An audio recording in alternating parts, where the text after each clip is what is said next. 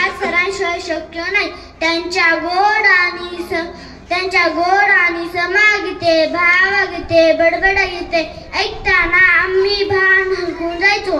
त्यांच्या पाठीमागे म्हणताना त्यांच्या आवाजाची बरोबरी करण्यासाठी आम्हाला पार बेंबीच्या देठापासून ओढावे लागे. त्यांच्यात खूप मजा यायची. तसेच गोष्ट सांगावी तर ती ढोले सरांनीच आवाजातील तर असं सुंदर असा अभिनय करून आमच्या मनावर ती गोष्ट कायमची कोरली जायची.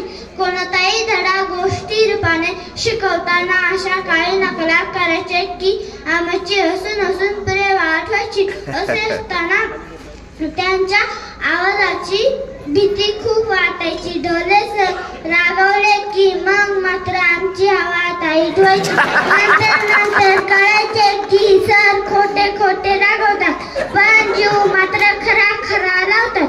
आम्हाला नेहमी खाऊ आणतात. गणपीर बाबाला वडापावचे वनभोजन दणकून व्हायचे.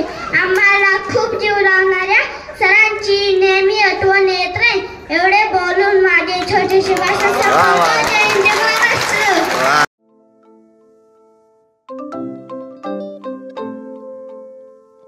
नवनवीन आणि ताज्या घडामोडींसाठी आज 24 तास सबस्क्राईब करा.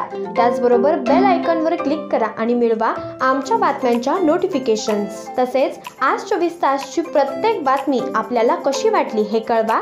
लाईक करून, कमेंट करून आणि आमच्या बातम्या शेअर सुद्धा करा.